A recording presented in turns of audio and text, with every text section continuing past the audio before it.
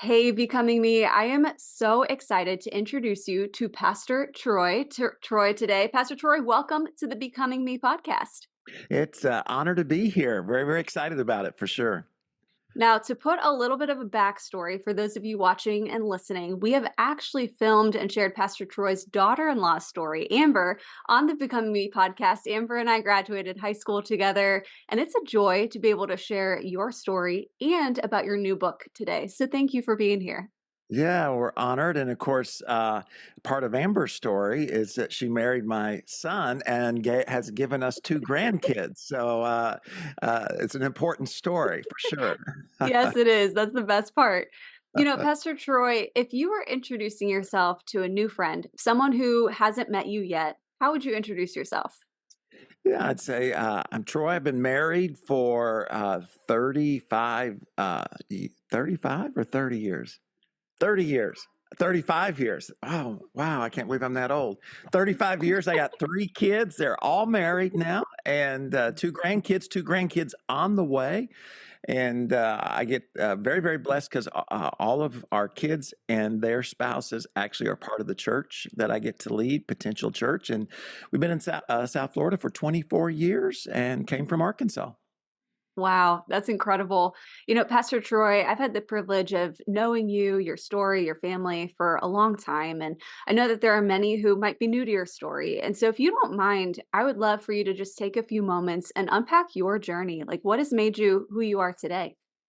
Yeah, I guess for me, my mom, going way back, had a huge impact on my life because my father wasn't a Christ follower, but I got two younger brothers, and my mom would get us up every day and she'd take us, or every weekend, take us to church, make sure we were involved in church. And eventually, my father came along towards the end there, but so that gave me an opportunity to learn about who Christ is and the difference that he can make. And I don't know if the listeners or those watching today know what a revival is. Living here in South Florida, it's not always talked about, but we were having one kind of church during the week. And I remember sitting there and really for the first time in my life, even though I had been to church since I was a little kid, I felt a need for God, right? That I needed to trust him. And that decision, impacted everything Mm. from then on. Not that I always made the right decisions, but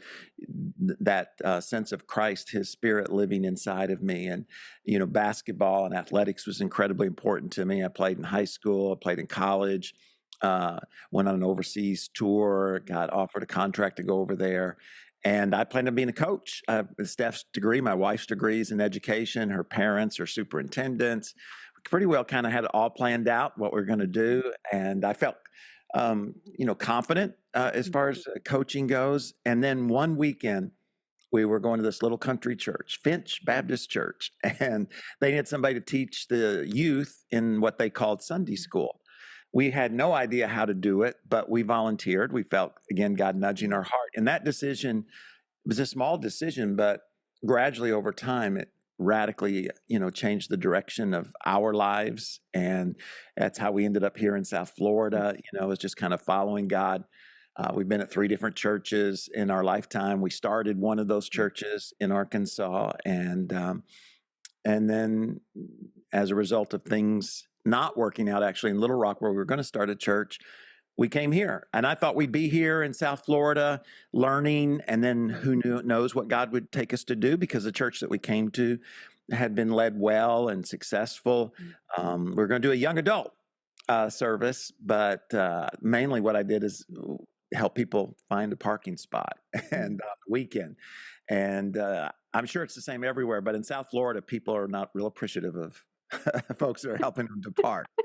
So it wasn't necessarily a pleasant job, but one of those that we were doing. And then uh, the pastor left. He wrote a book and he was going to travel with Rick Warren and do that. And kind of handed me the baton. And we've been here ever since. That's a long part of the story, but Wow. it's been exciting and challenging, and continue to think about what the future holds. No, that's incredible. Thank you for sharing your journey, what's made you who you are today. And, Pastor Troy, I'm curious, are you a coffee drinker? I am a quite a coffee drinker. Okay, me too. So now I would love to know, how do you order your coffee or make your coffee? If I'm hungry, Uh-huh. like one of those Starbucks, you know, Uh-huh. I get a white mocha iced coffee, with the foam on, all the stuff that's not good for you. But when I really want coffee, I Mhm. like coffee with some cream. And I Uh-huh. like the strong coffee. I like to grind it myself, and then so I can get more coffee than cream. And then the unique coffees, like for Christmas, usually I'll get coffees from around the world from the kids or whatever. So Oh. I enjoy experimenting and seeing what's out there.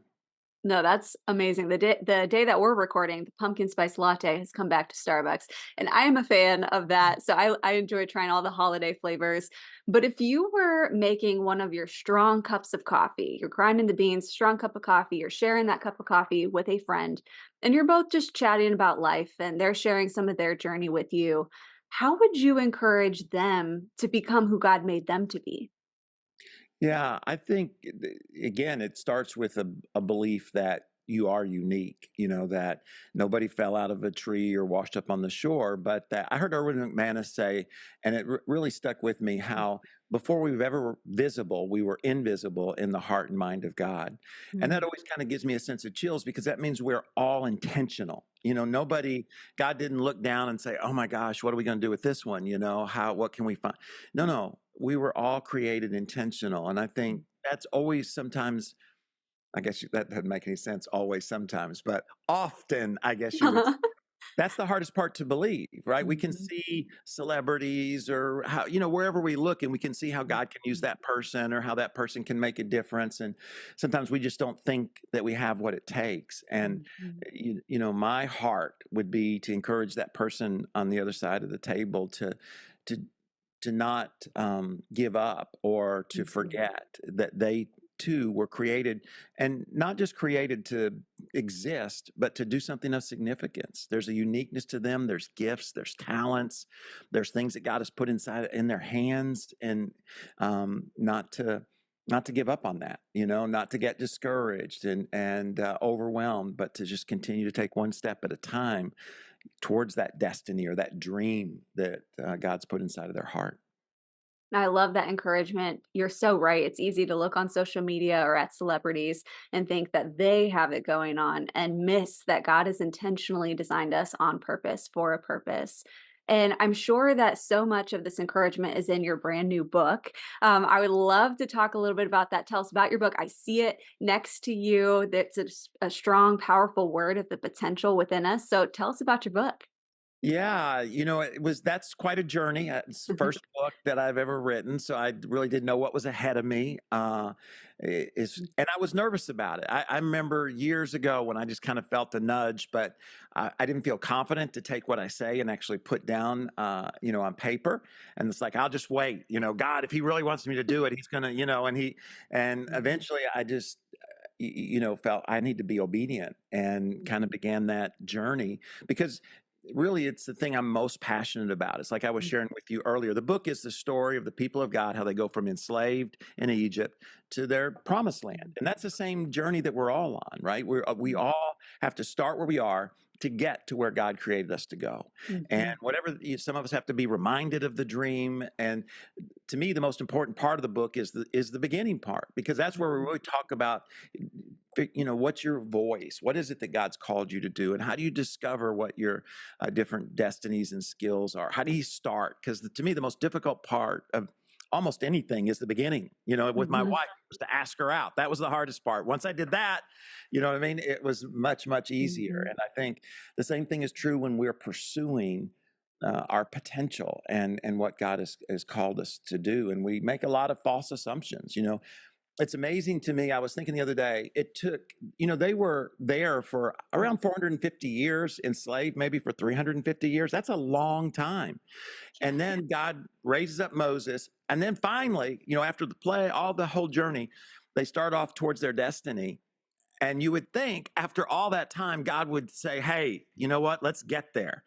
And instead, it says He took them the roundabout way.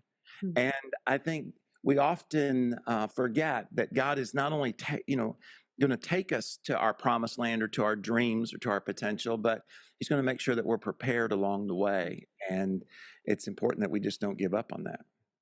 So good. And I know I'm excited to read your book, and I know those listening are as well. And if somebody's watching and they want to connect with you online, they want to purchase your book, they want to discover more of their voice and the potential within them, where can they connect with you online and purchase your new book?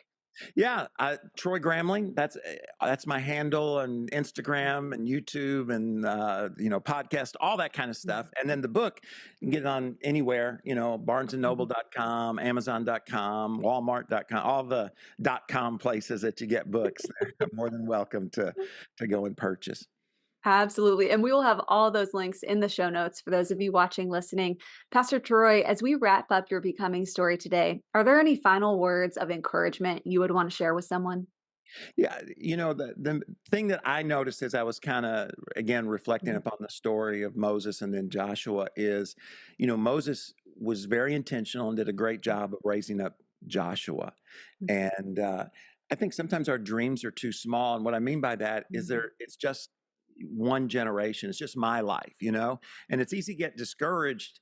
People go through midlife crisis when they wake up to the realization that maybe they don't have enough time to accomplish what they dreamed of. And I think that we are not only responsible, but I just encourage those listening, dream beyond just your lifetime. And as you make decisions and as you determine, where you're going and what you're going to do, that maybe what God wants to accomplish through you is bigger. Maybe it's multiple generations that He's going to bring it about, and to not allow yourself to get discouraged just because, every year there's one less year to accomplish Mhm. it. I think that's really important. That's powerful. Thank you for sharing that. And thank you for sharing your journey, who you are, who you're becoming. I'm grateful for your time, and I'm cheering you on big time. Thank you. Oh, thanks so much. And the same for you. Thanks for sharing so many unique stories. Thank you.